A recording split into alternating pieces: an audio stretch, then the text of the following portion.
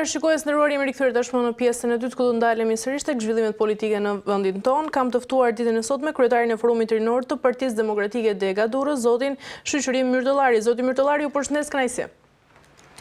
Faleminderit për ftesën, kënaqësi dhe për mua. Zoti Myrtollari, do ta nisim me kreun e Partisë Demokratike, zotin Sali Berisha, i cili ka deklaruar se Rama është i gatshëm të krijojë çdo konflikt për të mos dorëzuar pushtetin dhe më tej ka shtuar se ka nisur edhe betejën më të egërt dhe më të rrezikshme me kushtetuese. Dhe pyetja është se kur flitet për konflikt me kushtetuese dhe bllokim të procedurave kushtetuese, mendoni se sot është vija ndarëse, ku mendoni se sot është vija ndarëse pra mes pushtetit politik dhe atij të drejtësisë në Shqipëri?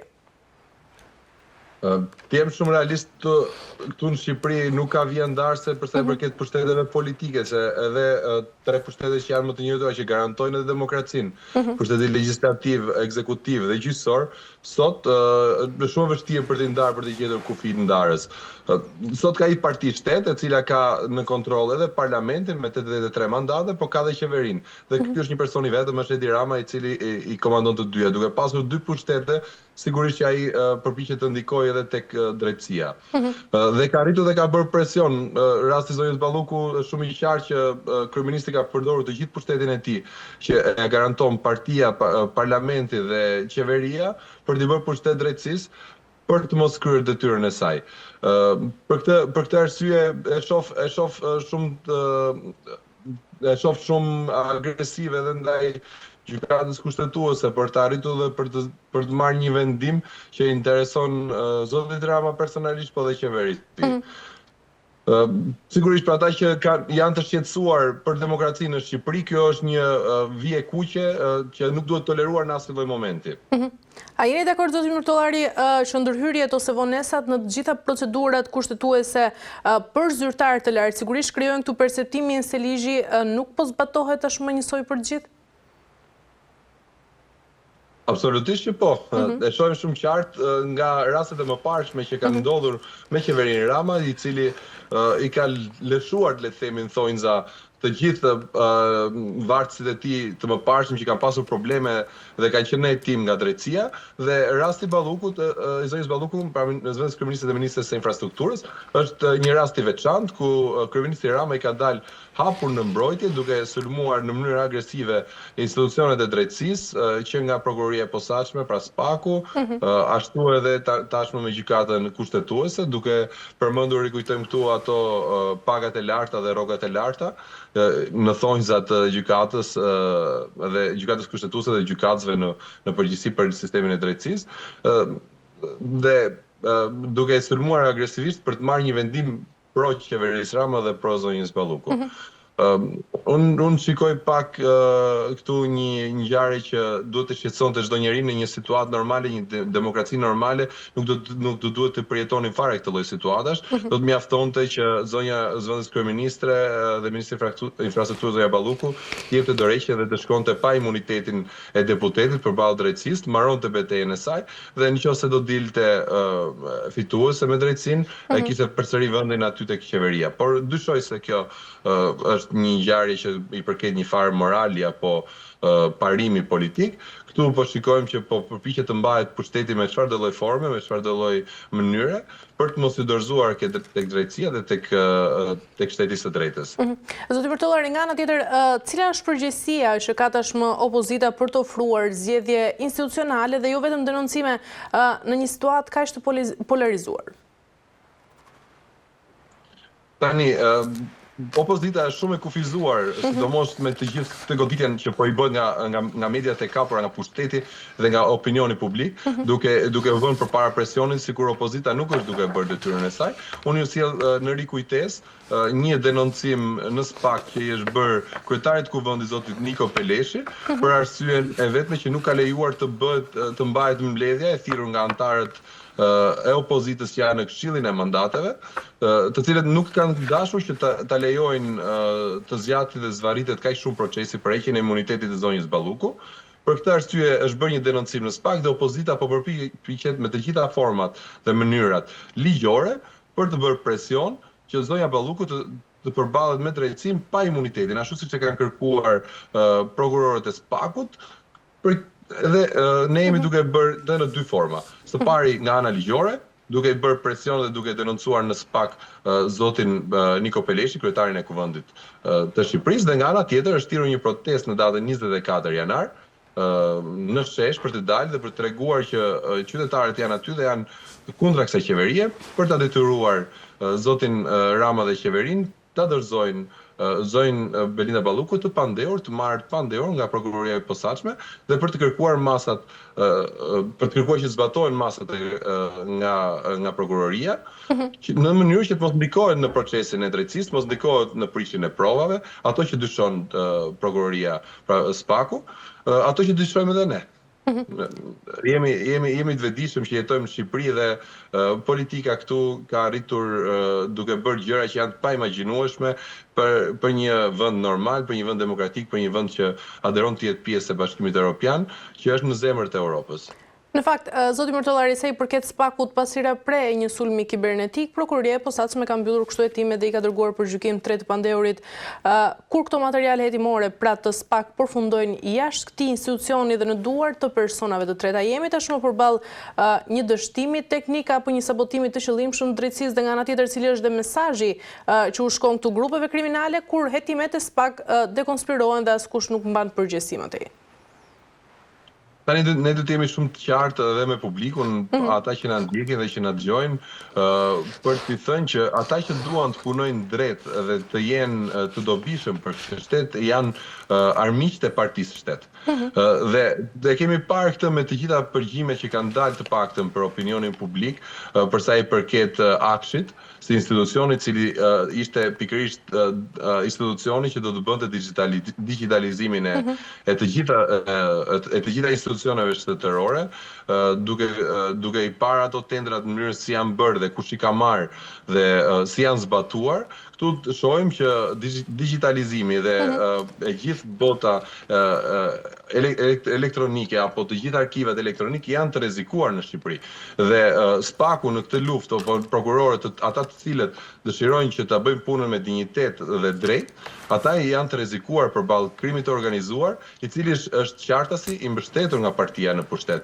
Pra i ka dalë në krah krimit, i cili ka pasur të gjitha informacionet përpara se sa të ekzekutoheshin. Janë dekonspiruar me qindra operacione të SPAK-ut nga policia, të paktën kështu dyshon SPAK-u, dhe janë vënë duke parë dhe hetimet që ka nisur ndaj policisë shtetit, na çojnë të gjitha faktet dhe provat, na çojnë që ka pasur dekonspirime dhe jo vetëm nga hakerimi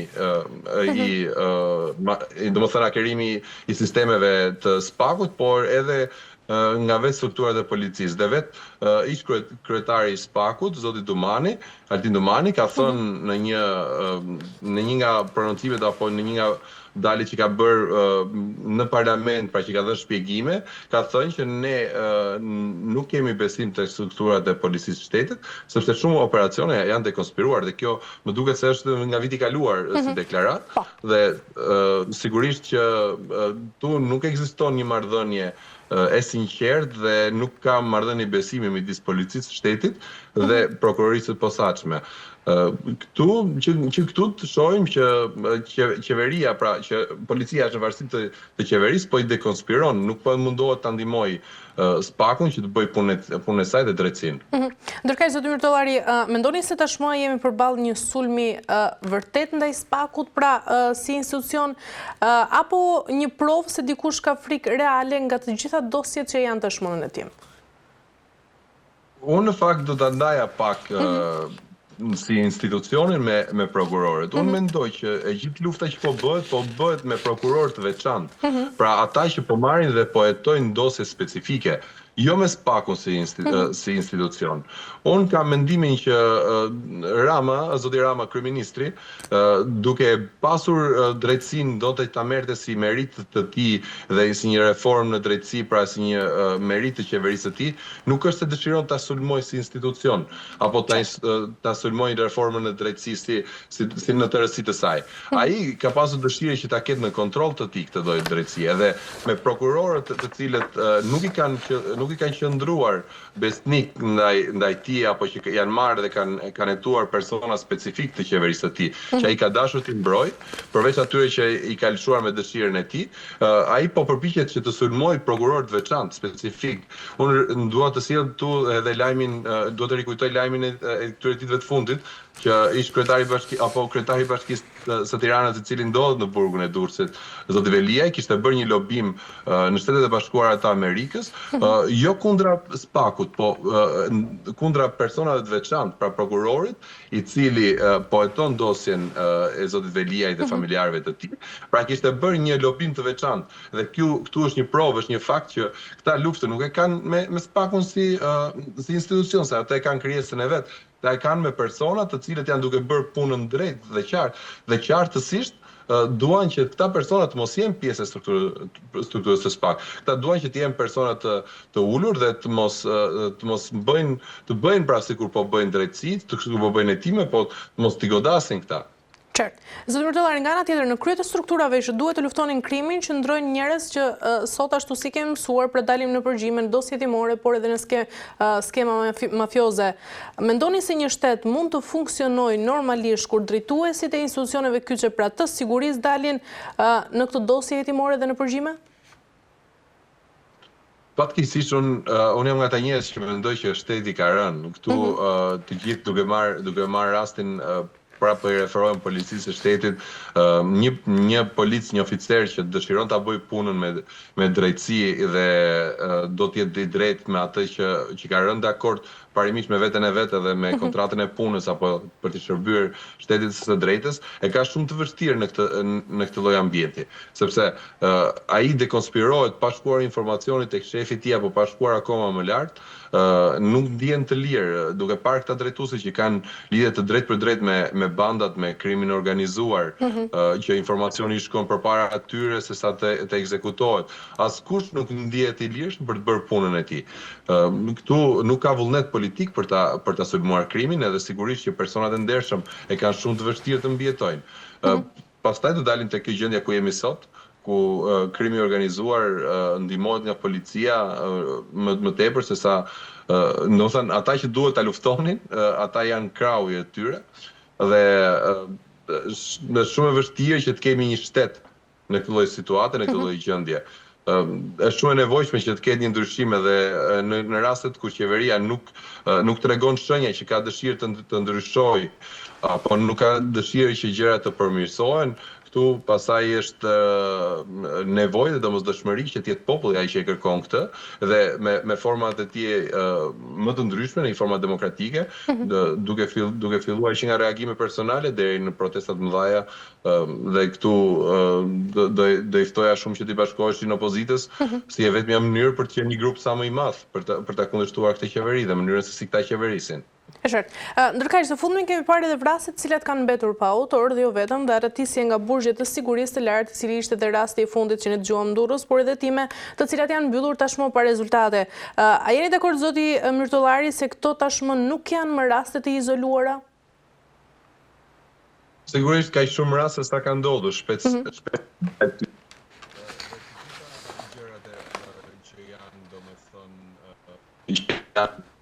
Për të gjitha ngjarjet kriminale në Shqipëri, çojnë dhe na japin imazhin dhe pasqyrën që këtu krimi i organizuar nuk luftohet, po përkrahet.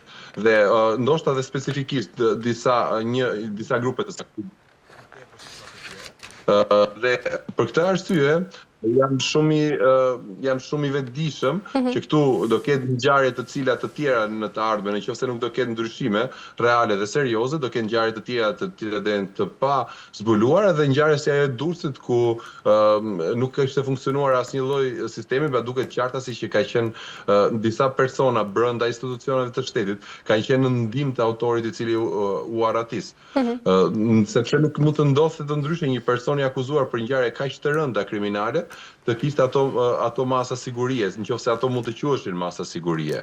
Kemi parë persona të cilët kanë qenë të arrestuar për protesta dhe që kanë qenë me pranga në përduar. Jo më persona që kanë qenë të akuzuar për vrasje.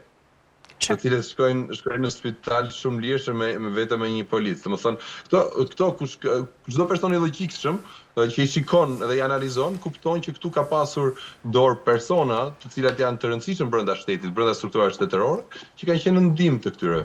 E qartë. Zoti Mërtellari, nga ana tjetër, një koment për gjykatën kushtetuese, e cila ka marrë ndërkaq vendimin lidhur me kërkesën e kreut të Partisë Demokratike, zotit Sali Berisha, mbi masën e arrestit shtëpiak dhe sipas informacioneve, gjykata kushtetuese i ka dhënë të drejtë Berishës në këtë rast se kozgjatja e mbajtjes nën arrest shtëpiak ishte e tejzjatur. Si e lexoni ju të gjithë vendimin e gjykatës kushtetuese, pra që konsideron të tejzjatur masën e arrestit shtëpiak dhe nga ana tjetër, është ky vërtet sinjali për mënyrën se si janë përdorur masat e sigurisë në rastet e profilit lartë ashtu siç është dhe zoti Berisha? Tani, ne e kemi thënë gjithmonë, domethënë gjatë kohës që zoti Berisha ishte në arrest shtëpiak, që kjo është një luftë që bëhet atij luftë politikisht për ta larguar nga terreni dhe për të mos qenë afër me Partinë Demokratike, për ta dëmtuar Partinë Demokratike dhe ky vendim sot vjen si një drejtë morale që fiton jo vetëm zoti Berisha, po opozita, që ka qëndruar gjatë asaj kohe krah zotit Berisha, dhe na jep një provë më tepër për të thënë që kemi qenë në krahun e drejtë, në krahun e duhur në atë moment. Tani vërtet kjo nga ana morale na jep një besim dhe na jep një të drejtë, por një drejtësi e vonuar është një drejtësi e munguar realisht. Dhe tashmë me luftën që është bërë zotit Berisha, është dëmtuar dhe Partia Demokratike. Sot Edi Rama është në mandatin e 4 të tij dhe në këtë rast drejtësia ka sado pak apo shumë pa dashur ta bëjë si një faktor që ka vendosur gjithçka, por ata kanë arritur dhe kanë ndikuar edhe në zgjedhjen e zotit Rama për mandatin e 4, duke sulmuar opozitën në tërësi me këto masa shtrënguese.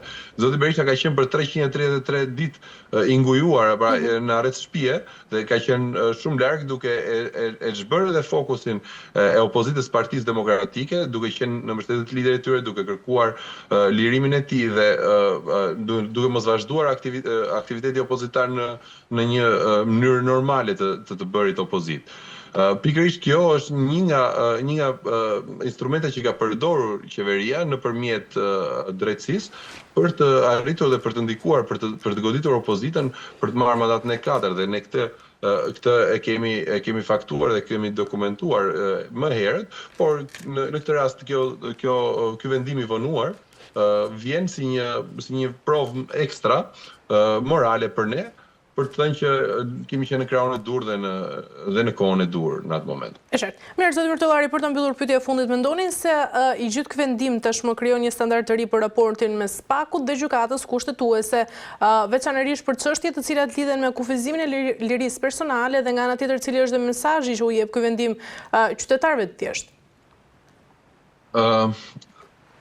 Të jemi sinqert, domethënë, në momentin kur ka, si të thuash, jo dakordsi edhe brenda institucioneve të drejtësisë, është gjë e mirë sepse nuk lejohet që të ketë shumë autoritarizëm, se gjithmonë një personi kur ka shumë pushtet, individi shkon drejt autoritarizmit. Edhe SPAK-u duhet të jetë shumë i kujdesshëm pra sistemi i drejtësisë që kur jep masa shtrënguese të jenë të bazuara në prova dhe në fakte. Duhet të jenë jo për të prishur punë, po për të rregulluar punë. Dhe në rastin e zotit Berisha, duke ju referuar zotit Berisha, sepse çdo rast ka specifikat e tij, domethënë nuk mund të gjykohet çdo rast për të dhënë një ngjarje, një panoramë të përgjithshme.